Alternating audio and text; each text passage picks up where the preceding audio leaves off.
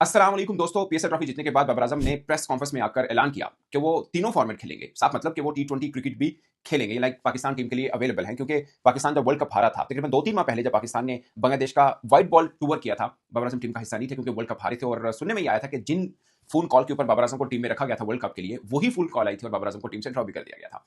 और आज 3-4 माह के बाद इस बात पे डिस्कशन हो रही है कि बाबर आजम को कप्तान बना देना चाहिए। अगर पाकिस्तान टीम को हम देखें, टेस्ट के कप्तान हमारे पास हैं, वनडे के कप्तान हमारे पास हैं, टी20 के कप्तान भी हैं। लाइक शान मसूद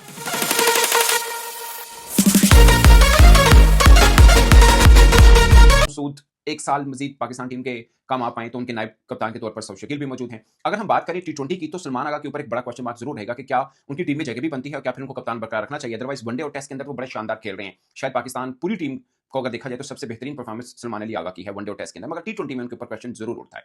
अब लोग ये बहस कर रहे हैं कि बाबर आजम को पाकिस्तान टीम का कप्तान बना देना चाहिए, मगर पाकिस्तान टीम का कप्तान का मतलब क्या है। अभी वनडे के कप्तान बनाए गए हैं शहीन शाह अफरीदी, क्या उनको हटाना चाहिए? या टेस्ट में एक थोड़ा सा टाइम पीरियड हुआ है शान मसूद को, उनको हटा देना चाहिए? या टी20 में बुरी परफॉर्मेंस है सलमान अली आगा, उनको हटा देना चाहिए? मुझे लगता है कि सलमान अली आगा वाली प्लेस जरूर मौजूद है, मगर बतौर जर्नलिस्ट बाबर आजम को दोबारा कप्तान बनाने के हक में मैं बिल्कुल नहीं हूं। मुझे नहीं लगता कि बाबर आजम को ये ऑफर करनी चाहिए, और अगर बाबर आजम को पाकिस्तान क्रिकेट बोर्ड ये ऑफर कर देता है तो बाबर आजम को एक्सेप्ट नहीं करनी चाहिए। ये बात मैंने तब भी की थी जब शहीन शाह अफरीदी को हटाकर, जब ये नया सेटअप आया था, शहीन शाह अफरीदी को हटाकर बाबर आजम को कप्तानी दी गई थी वर्ल्ड कप 2024 में, और पाकिस्तान बुरी तरह नाकाम हुआ था। और जितने टी20 के वर्ल्ड कप थे, सबसे ज्यादा टीम मुंतशिर या बिखरी हुई नजर कहीं पे आई थी तो वर्ल्ड कप 2024 में थे। अगरचे हम बाद में भी अगले वर्ल्ड कप में भी कुछ खास नहीं कर पाए थे, खाली बाबर आजम की कप्तानी को लेकर सवाल नहीं उस पर कर देना चाहिए। बट पैट कमिंस जो ऑस्ट्रेलिया कप्तान है, बल्कि कामयाब कप्तान है, उनका एक कोट है, उन्होंने बोला कि कप्तानी की उम्र 3-4-5 इससे ज्यादा होती नहीं है। 4-5 बरस से ज्यादा कप्तानी की उम्र होती नहीं है। एक और ऑस्ट्रेलियाई कप्तान है, मैं नाम उनका भूल गया, शायद माइकल स्लेटर है, जो भी थे, उन्होंने कहा था कि कप्तानी क्रिएटिविटी मांगती है, जो कि 4-5 साल तक रहती है, उसके बाद खत्म हो जाती है, उसके बाद फिर आप रिपीट मारते हैं अपना,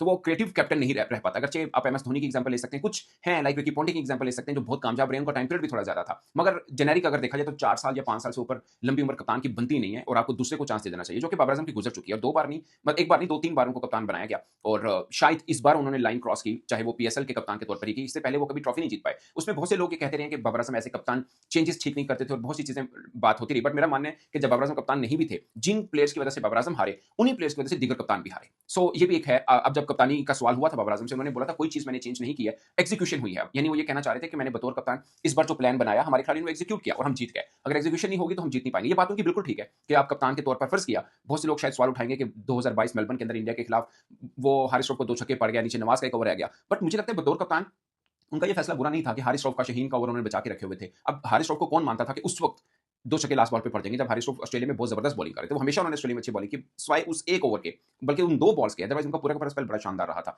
और नीचे से नवाज ने फिर 15 रन खा लिए थे, जो कि शायद स्पिनर को पड़ ही जाते हैं। इसी तरह अगर आपको याद हो वर्ल्ड कप 2010 के अंदर, अब कौन समझता था कि सईद अजमल को छक्के पड़ जाएंगे, माइक हसी ने जो मार दिए थे। अदरवाइज मुझे लगता है कि उस वक्त शाहिद अफरीदी की कैलकुलेशन भी बुरी नहीं थी, उन्होंने अपने मेन बॉल्स के बचा के रखे थे। सो बाज़ औक़ात ऐसा होता है, कप्तान की स्ट्रेटजी बिल्कुल ठीक होती है, मगर एग्जीक्यूशन नहीं हो पाती, इसलिए वो नाकाम कप्तान नजर आते हैं। सो बाबर आजम का मुझे लगता है कि वर्ल्ड कप 2022 का फाइनल हारे, इंग्लैंड बहुत बेहतर खेला। एशिया कप का फाइनल हारे, वो भी श्रीलंका बहुत बेहतर खेल गया था, हालांकि पाकिस्तान की टीम बहुत बेहतर थी, मगर उसमें भी आप एग्जीक्यूशन कह सकते हैं, कुछ प्लानिंग का भी कह सकते हैं। पाले केले में हम इंडिया को पकड़ सकते थे वनडे में, एशिया कप में।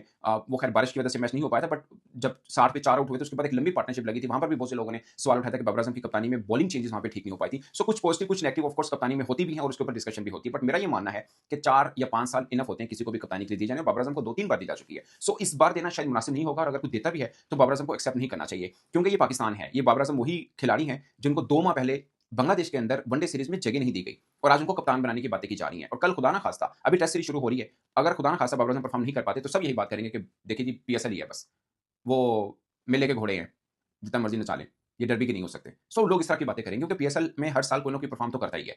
ऐसा नहीं है कि नहीं होता, कुछ पुराने भी करते हैं, कुछ नए चेहरे भी सामने आते हैं। सो बाबर आजम के लिए ये पीएसएल उनके टी20 करियर का बेस्ट पीएसएल रहा है, या बेस्ट आप लीग कह सकते हैं। इससे पहले उन्होंने टी20 ब्लास्ट जो इंग्लैंड में खेली थी, बड़ी शानदार उनकी वो परफॉर्मेंस रही थी। हमने श्रीलंका प्रीमियर लीग में भी देखा था, उन्होंने 100 किया था पाले के लिए, मगर ये पीएसएल उनके करियर का सबसे बेस्ट टी20 सीजन गया है, जहां पर 200 हुए, 588 रन हुए। पीएसएल एक सीजन में सबसे ज्यादा रन फखर जमान के भी 588 है, बाबर आजम के भी 588 है। अगर फाइनल में एक रन भी बना लेते तो उनका रिकॉर्ड बन जाता। खैर अभी भी इक्वल जरूर किया है, और इनकी इनिंग्स फखर जमान की निस्बत थोड़ी कम जरूर है, और बतौर कप्तान वो जीते भी हैं। सो मुझे लगता है अब सवाल फिर ये आएगा कि अगर बाबर आजम नहीं तो फिर कौन, क्योंकि सारे ट्राइड आउट हैं। हैं। और लेकिन मैं एग्जांपल के तौर पे आपको बता रहा हूँ, जब शादाब खान जीते थे, शादाब खान को कप्तान आरजी तौर पे बनाया था, खैर वो थे भी आरजी तौर पे।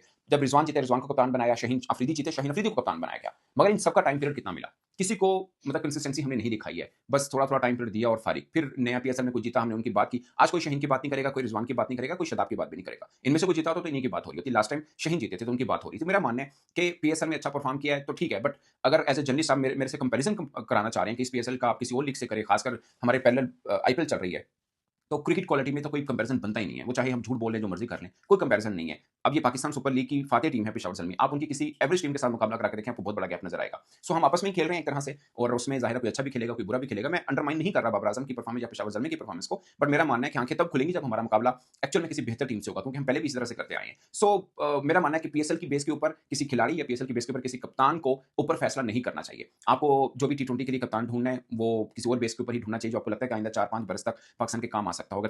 अभी टी20 वर्ल्ड कप 28 के अंदर है, तो काफी टाइम पीरियड मौजूद है, तो हमें किसी नई को कप्तान बनाना चाहिए, जो भी आपको लगता है कि इसको हम 4 बरस का टाइम पीरियड दे सकते हैं, उसको बनाना चाहिए, ना कि बाबर आजम की तरफ आना चाहिए। बाबर आजम को भी एक्सेप्ट नहीं करना चाहिए, इज्जत के साथ आप खेलें आप, क्योंकि ये पाकिस्तान है, यहाँ पे परफॉर्म नहीं करेंगे तो वही अल्फाज दोबारा शुरू हो जाएंगे कि तेरा टाइम खत्म हो गया, तेरा नहीं बनता, टी20 जगह नहीं बनती, वो सब अल्फाज भी दोबारा सुनने पड़ेंगे बाबर आजम को। सो मुझे लगता है कि एज ए बैटर ही रहें तो शायद ज़्यादा बेहतर रहेगा, उनके लिए फोकस भी अच्छा रहेगा, और फिर ये जो टीम में थोड़ा सा इंतशार टाइप पैदा हो जाता है वो भी शायद बचत रहेगी। ये मेरा एक ख्याल है, और मुझे लगता है कि कप्तान की उम्र 4-5 बरस होती है जो बाबर आजम गुजार चुके हैं, और किसी और को चांस मिलना चाहिए, वो चाहे टी20 है चाहे टेस्ट की बात हो। इस पर दोस्तों अपनी राय कमेंट के सूरत में